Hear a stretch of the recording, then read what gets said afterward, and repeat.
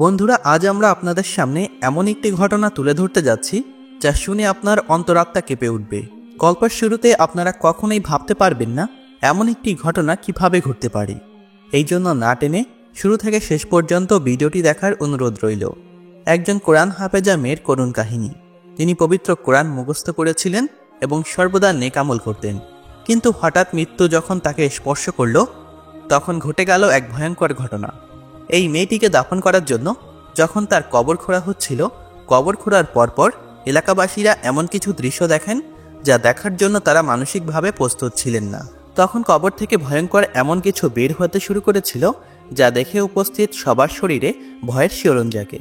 মানুষ হতভাগ হয়ে পড়ে এবং ভাবতে বাধ্য হয় যে এমন নেক ও কোরআনের হাফেজা মেয়েটি কি এমন ভুল করেছিল যে মৃত্যুর পর তার উপরে এমন ধরনের গজব নেমে এসেছিল। তিনি গোপনে কি এমন পাপ কাজ করেছিলেন যা কেউ বুঝতেও পারছিল না। গল্পটি শোনার জন্য আমাদের অতীতে যেতে হবে। পাকিস্তানের একজন কোরআনের হাফেজা নারী ছিলেন। তিনি নিয়মিত নামাজ আদায় করতেন এবং অত্যন্ত পরিষ্কার ছিলেন। তার কণ্ঠে সুমধুর কোরআন গঠিত হতো। তিনি এত বেশি পরিষ্কার ছিলেন যে তাকে বাহিরের কোনো পুরুষ কখনোই দেখতে পেত না। তার সুমধুর কণ্ঠে কোরআন শরীফ শোনার জন্য আশেপাশের মানুষ অপেক্ষা করে থাকত। তার সুন্দর চরিত্র এবং ব্যবহারের জন্য সামাজিকভাবে তিনি অনেক সম্মানিত ছিলেন। সমাজের সব শ্রেণীর লোকেরা তাকে অনেক সম্মান করত।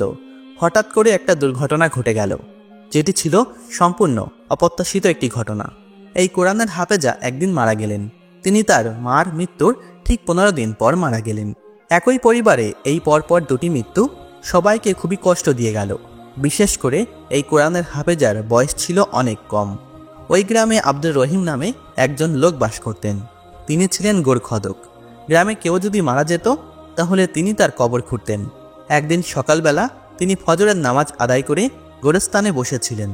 প্রতিদিন ফজরের নামাজের পর তিনি ওই গোরস্থানে এসে কিছুটা সময় কাটাতেন, কারণ ওই গোরস্থানের অধিকাংশই কবর তার খোঁড়া ছিল। নামাজ আদায় করার পর তিনি ঘুরে ঘুরে সেই কবরগুলো দেখতেন। কবরগুলো দেখার পর তার মনে প্রচণ্ড একটা অন্যরকম অনুভূতি কাজ করত। সেদিনও তিনি একইভাবে কবরগুলো দেখে বেড়াচ্ছিলেন। এমন সময় সেখানে একটি ছেলে আসলো। সে এসে জানালো গ্রামে একজন মহিলা মারা গেছেন।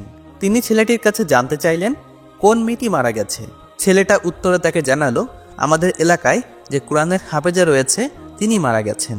মেয়েটির মৃত্যুর খবর শুনে তার চোখে পানি চলে এলো।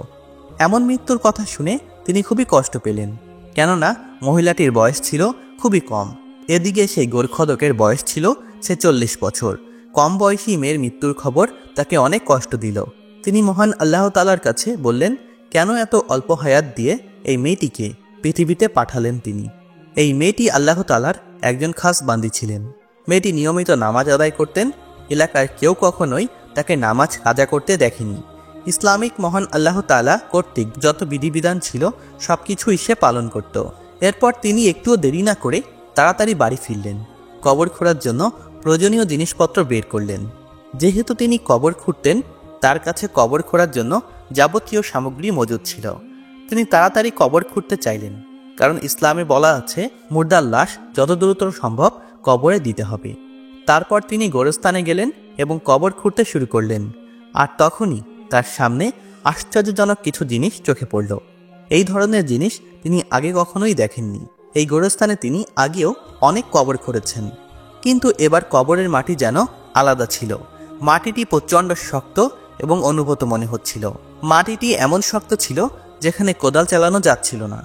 এমনকি তিনি যখন কবরের মাটি খুঁড়েছিলেন সেখানে মাটির পরিবর্তে পাথর বের হয়ে আসছিল। এত পাথর তিনি আগে কখনোই একসাথে দেখেননি। মনে মনে বলতে লাগলেন আমি আজকে প্রথম নয়, বরং অনেক বছর ধরেই এই গোরস্থানে কবর খুঁড়ছি। এত পাথরের মাটি আমি আগে কখনোই এই গোরস্থানে দেখিনি। তিনি মনে মনে ভাবলেন হয়তো এই মাটিতে কোনো সমস্যা আছে। এরপর তিনি আরেক মুহূর্ত দেরি করলেন না। তিনি অন্য একটি জায়গায় কবর খোঁড়ার সিদ্ধান্ত নিলেন। অন্য একটি জমি বাছাইয়ের পর যখন তিনি কবর খুঁড়ছিলেন, এটি অদ্ভুত জিনিস তার চোখে পড়ল। তার সারা গায়ে ঘাম ঝরতে লাগলো। তিনি প্রচণ্ড ভয়ে কাঁপতে লাগলেন। তার বুকের হৃৎপিণ্ডের শব্দ বেড়ে যেতে লাগলো। তিনি কিছুতেই বুঝতে পারছিলেন না এগুলো তার সাথে কি ঘটছে, কারণ এমন ঘটনা তিনি আগে কখনোই দেখেননি। মহান আল্লাহ তাআলার কাছে বলতে লাগলেন কেন এমনটা হচ্ছে। তিনি বললেন যে মেয়েটা মারা গেছে, সে অনেক নেক এবং পরেশগার। সে সব সময় পর্দা করত এবং পর্দা ছাড়া কখনোই বাহিরে যেত না। তখন তিনি সেখানেই বসে মোনাজাত ধরলেন এবং নিজের মনে মনেই আল্লাহ তাআলার কাছে বলতে লাগলেন, হে মহান আল্লাহ তাআলা, আমি যার কবর খুঁজছি তিনি একজন কোরআনের হাফেজা, তাহলে তুমি কেন তার সাথে এমনটা করছো? তিনি একটি জায়গায় দাঁড়িয়ে থাকতে পারলেন না। প্রচণ্ড ক্লান্ত হয়ে তিনি মাটিতে ধূপ করে বসে পড়লেন। মাটিতে বসে তিনি তার ঘাম পরিষ্কার করতে লাগলেন। এছাড়াও তিনি জোরে জোরে শ্বাস নিচ্ছিলেন, কারণ এই ঘটনায় তিনি প্রচণ্ড ভয় পেয়েছিলেন। তারপর তার মনে হলো এখন তার আবার কবর খুঁড়তে হবে, কিন্তু তার কিছুক্ষণ বিরতি নেওয়ার প্রয়োজন পড়ল, কারণ ইতিমধ্যেই তার প্রথম জানাজাটি হওয়ার সময় হয়ে গিয়েছিল। যখন তিনি জানাজায় শরিক হলেন, একটা অদ্ভুত ব্যাপার লক্ষ্য করলেন। সেখানে প্রায় কয়েকশো ছেলে ছিল যাদের বয়স ছিল 6 থেকে 13 বছরের মধ্যে। সে বাচ্চাগুলো প্রচণ্ড কাঁদছিল এবং বলছিল যেন এই মহিলাটিকে অবশ্যই জান্নাতে স্থান দেওয়া হয়। এই বাচ্চাগুলোর কান্না দেখে ইমাম সাহেব সহ সবাই অনেক কষ্ট পেলেন। তখনই সেই আব্দুর রহিম একটু অবাক হলেন এবং একজন লোকের কাছে জানতে চাইলেন এই বাচ্চাগুলো আসলে কে। তখন আব্দুর রহিমকে ওই লোকগুলো বললেন, এই বাচ্চাগুলো নেক মহিলাটি প্রতিদিন কোরআন শরীফ শিক্ষা দিত, আর তাই বাচ্চাগুলো এই মহিলাকে প্রচণ্ড ভালোবাসত মহিলাটি মারা যাওয়ার পর, আর তাই তারা এভাবেই কাঁদছিল। তারা বলছিল তাদের ওস্তাদ যেন জান্নাতবাসী হয়। এক আব্দুর রহিম চিন্তা করলেন, এখন আমাকে আবার কবর খুঁড়তে যেতে হবে। তারপর তিনি আর কোনো কিছু চিন্তা না করে সে কবরের কাছে গেলেন এবং কবরের মাটি খুঁড়তে লাগলেন। কিন্তু সব কিছুই অন্যরকম দেখাচ্ছিল। কবরের মাটি খুঁড়তে খুঁড়তে একটা সময় তিনি আবিষ্কার করলেন সেখানে কালো একটা বস্তু দেখা যাচ্ছে। তিনি প্রথমে বুঝতে পারলেন না এটা কি। তিনি মনে করেছিলেন হয়তোবা এটা কোনো পাথর হতে পারে, কিন্তু যখন কবরের মাটি আলগা করা হলো তিনি দেখতে পারেন সেখানে একটি ভয়ঙ্কর দুমুখা কালো সাপ বসে আছে। তিনি চিৎকার করে উঠলেন এবং বললেন, হে আল্লাহ, তুমি কেন, তোমার পরিকল্পনা আসলে কি? কেন এই নেককার কবরের এই ধরনের আলামত দেখা যাচ্ছে? তখন প্রায় জানাজা শেষ হয়ে আসছে। তারপর তিনি সিদ্ধান্ত নিলেন অন্য কোনো জায়গায় মাটি খুঁড়বেন। এরপর সেই কথা মতো তিনি অন্য একটি জায়গায় কবর খুঁড়তে চলে যান। কিন্তু এবারও কবর খোঁড়ার পর দেখা গেল সে আশ্চর্যজনক ঘটনা। তিনি আবারও সেই দুই মুখ কালো সাপকে দেখতে পেলেন। এবার তিনি চিৎকার করে উঠলেন এবং সবাইকে সেখানে ডাকলেন। যারা যারা তারা লাশ নিয়ে সে কবরস্থানে গিয়েছিল সবাই সেই কবরস্থানের পাশেই উপস্থিত হলেন। সবাই সে কালো সাপকে দেখে প্রচণ্ড ভয় পেয়ে গেলেন। তখন তিনি সেখানকার মসজিদের ইমাম সাহেবকে জিজ্ঞেস করলেন, হুজুর, আমি বুঝতে পারছি না কেন এই নেককার মহিলার কবরে বারবার সাপ বিচ্ছু দেখা যাচ্ছে। তখন ওই লোকটি চুপ করে রইলেন। তারপর তিনি আরও বললেন, আমি প্রথমবার যখন এই মহিলার জন্য কবর খুঁড়তে যাই তখনও দেখতে পাই সেখানকার মাটি প্রচণ্ড পাথর। তখন সেখানে আমি কবর খুঁড়তে ব্যর্থ হই এবং সেখান থেকে চলে আসি। দ্বিতীয়বার আমি এই জায়গাটা পছন্দ করি কবর করার জন্য, কিন্তু এখানে একটি কালো সাপ দেখা যায়। আমি তৃতীয়বারের মতো আবার যখন কবর খুঁড়তে যাই তখন আবারও সেই সাপ এবং কবরের অনেকগুলোই দেখতে পাই। আমি বুঝতে পারছিলাম না। এই কথাগুলো শোনার পর এলাকাবাসীরা প্রচণ্ড সমালোচনা শুরু করে দিল। তিনি বললেন, এই মেয়েটিকে তো আমরা ভালো মেয়ে হিসাবেই জানতাম। সে ছিল অসম্ভব নেককার এবং পরেশগার। এই মেয়েটির সাথে এগুলো হচ্ছে যে সে ছিল অসম্ভব নেককার এবং পরেশগার একটা মেয়ে। কেন তাহলে এই মেয়েটির সাথে এগুলো হচ্ছে? কেন মাটি তাকে কবুল করতে চাচ্ছে না? সবাইকে চুপ করতে বললেন। সবাই বললেন, কে পাপ করেছে কে পুণ্য করেছে সেটা আল্লাহ তাআলা ঠিক করবেন, আমরা সেটি নির্বাচন করার মতো কেউ নেই। তখন ইমাম সাহেব একটা সিদ্ধান্ত নিলেন। সেই মেয়েটি যে বাচ্চাগুলোকে পড়াতো সে বাচ্চাগুলোকে জিজ্ঞেস করলেন, কিনা তোমাদের শিক্ষিকা কখনোই তোমাদের গায়ে হাত তুলেছেন কিনা? তখন বাচ্চাগুলো বলছিল, না, আমাদের শিক্ষিকা কখনোই আমাদের মারধর করেননি, বরং তিনি আমাদের অনেক ভালোবেসে পড়াতেন। সে বাচ্চাগুলো আরও বলল, আমাদের শিক্ষিকা অত্যন্ত ভালো মানুষ ছিলেন। তখন সেই মসজিদের ইমাম সাহেব দুজন লোককে সেই মেয়েটির বাড়িতে পাঠালো এবং লোকটি ফিরে এসে বলল, তারা বাড়িতে কেউ ছিল না। খুব ছোটবেলায় মেয়েটি তার বাবা মাকে হারিয়েছে এবং এতিম অবস্থায় জীবনযাপন করছিল। তখন ইমাম সাহেবের মন অনেক খারাপ হয়ে গেল। তিনি চিন্তা করলেন, জীবিত অবস্থায় কিন্তু মারা যাওয়ার পর তাকে নিয়ে এত আজে বাজে কথা ছড়াচ্ছে। ইমাম সাহেব বাড়ি ফিরে গেলেন এবং অজু করলেন। অজু করার পর তিনি জায়নামাজে বসে কাঁদতে লাগলেন। তার মুখমণ্ডল চোখের পানিতে ভিজে গেল। তিনি মোনাজাতের 2 হাত তুলে বললেন, হে মহান আল্লাহ তাআলা, আপনি এই দুনিয়ার মালিক, আপনি সব কিছুই জানেন, আপনি জানেন কেন এই মেয়েটির এই ঘটনা ঘটছে? কেউ বলতে পারছে না আসলে এই মেয়েটির অপরাধ কি ছিল।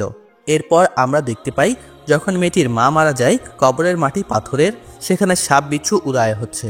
ইমাম সাহেব তাদেরকে ডেকে জিজ্ঞেস করলেন সেই মেয়েটি তাদের উপর কখনোই অত্যাচার করছে কিনা। এই মেয়েটি তাদের সাথে কখনোই খারাপ আচরণ করেনি, তাদের সাথে ভালো আচরণ করেছে। তাহলে মৃত্যুর পর এই মেয়েটির কোন আযাবের শাস্তি পাচ্ছে? সে পৃথিবীতে কি এমন গুনাহ করেছিল যার কারণে তাকে সাপ বিচ্ছু ছোবল দিতে আসছে? এত বড় ভয়ঙ্কর দুমুখ কালো সাপ তার কবরে দেখা দিচ্ছে। তারপর ইমাম সাহেব সেখানকার একজন লোককে জিজ্ঞেস করেন কেউ নেই যে এই মেয়েটিকে চিনে? তখন সেখানকার লোকজন বলে এই মেয়েটির একজন ঘনিষ্ঠ বান্ধবী ছিল যার সাথে সে সবসময় সবকিছুই আলোচনা করত। কিন্তু যখন সেই মেয়েটির খোঁজ করা হয় তখন দেখা যায় তার সখী সেখান থেকে কোথাও চলে গেছে। এবার ইমাম সাহেব কিছুটা হতাশ হয়ে পড়লেন। এদিকে সমাজের বিভিন্ন লোকেরা বিভিন্ন ধরনের মন্তব্য করতে লাগলো। তারা বলতে লাগলো হয়তো সেই বান্ধবীর সাথে সে এমন কোনো অপকর্মে জড়িয়েছিল যে তাকে মৃত্যুর পর এই ধরনের আযাবের সম্মুখীন হতে হচ্ছে। এরপর সেখানকার একজন লোক আরও বলা বলি করতে লাগলো যে মনে হয় এই মেয়েটির গোপনভাবে কোনো ছেলের সাথে জেনাহ করত, তা না হলে তার মৃত্যুর পর কেন এমন ধরনের আযাব নেমে আসবে। এই কথা শুনে ইমাম সাহেব প্রচণ্ড রেগে গেলেন। তিনি বললেন কে পাপ করেছে এবং কে পুণ্য করেছে তার হিসাব মহান আল্লাহ তাআলার কাছে দিতে হবে। তিনি সবাইকে বললেন এ ব্যাপারে কারো কোনো মন্তব্য করা উচিত নয়। পরপারে কে জান্নাতে যাবে কে জাহান্নামে যাবে সেটা নির্ধারণ করার দায়িত্ব একমাত্র মহান আল্লাহ তাআলার। তারপর তিনি চুপচাপ সেখানে বসে থাকেন। কিছুক্ষণ পর দেখা যায় বোরখা পরা একটা মেয়ে তার কাছে এসে দাঁড়িয়েছে। মেয়েটি প্রচণ্ড কাঁদছিল, তার চোখের পানিতে গাল দুটো ভিজে যাচ্ছিল। শুধুমাত্র তাই নয়, মেয়েটিকে দেখে বোঝা যাচ্ছিল সে প্রচণ্ড ভয় পেয়েছে। ইমাম সাহেব জিজ্ঞেস করলেন তুমি কে, আর তুমি কি এই মেয়েটির ব্যাপারে কোনো কিছু জানতে চাও কিনা? ইমাম সাহেব মেয়েটিকে অভয় দিলেন এবং সেখানে বসতে বললেন। তখন সেই মেয়েটি তাকে বলল আমি এই মেয়েটির বান্ধবী, আমি আপনাকে কিছু কথা বলতে চাই। তখন সে বলল সে কখনোই কোনো পুরুষের সাথে মেলামেশা করেনি। মেয়েটি যখন কথা বলছিল তখন উপস্থিত এলাকাবাসী সবাই চুপ হয়ে যায়।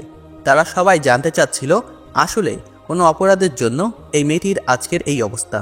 যখন মেয়েটির এই কথাগুলো বলছিল তার চোখ দিয়ে অঝরে পানি ঝরছিল। তার বান্ধবীর সেই নেককার মেয়েটির কথা বলতে লাগলেন আর উপস্থিত সবাই কথাগুলো মনোযোগ দিয়ে শুনতে লাগলেন। এই মেয়ের বাবা ছোটবেলায় মারা যান, তার শুধুমাত্র একজন মা ছিল। এই মাকে নিয়ে সে তার সংসারে সাজিয়েছিল।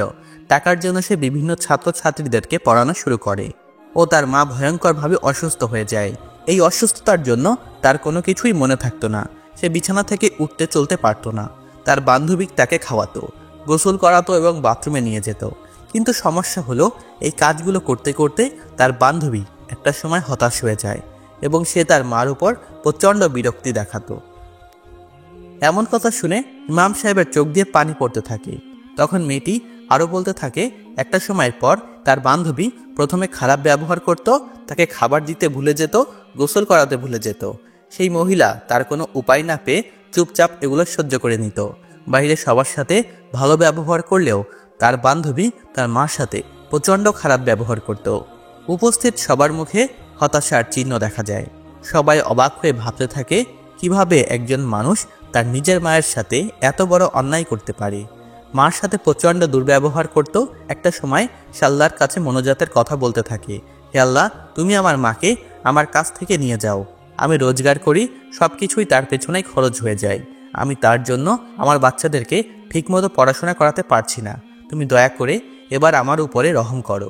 যদি আমার মা কোনো কারণে না যায় তাহলে আমার জন্য অনেক উপকার হয়। এভাবে সময় কাটতে থাকে। একদিন তার মা তার কাছে খাবারের জন্য এক গ্লাস পানি চায়, কিন্তু মেয়েটি শুনে না শোনার ভান করে। মেয়েটির মা তখন বারবার তার কাছে পানি চাইতে থাকে। তখন মেয়েটি প্রচণ্ড রেগে যায় এবং তার মাকে বলে তুমি নিজে গিয়ে পানি খেয়ে নাও। তখন তার মা তাকে বকা দেয় এবং এতে মেয়েটি আরও রেগে যায় এবং তার মাকে মারতে শুরু করে এবং বলে তুমি মানুষের কাছে আমার নামে দুর্নাম করো, অথচ আমি আমার সমস্ত টাকা তোমার পেছনেই খরচ করি। তোমার জন্য আমি আমার শিক্ষার্থীদের ঠিকমতো পড়াতে পারি না। আমার ইবাদত করতে অনেক সমস্যা হয়।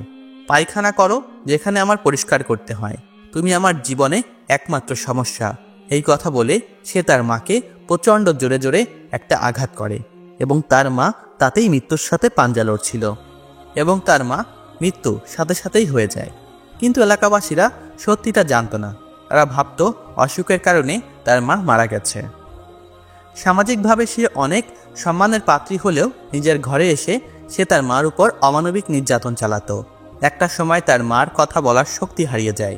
তার মা বিছানা থেকে একদমই নামতে পারত না, আর তাই সে ইবাদত করতে পারত না। আর তাই মহান আল্লাহ তাআলার সন্তুষ্ট লাভের জন্য সে নিজের মাকে হত্যা করার পরিকল্পনা নেয়। মাত্র 14 দিন আগে সে তার মাকে মেরে ফেলেছিল, অথচ মহান আল্লাহ তাআলার ইবাদত করার সময় আর কোনো কমতি সে রাখত না।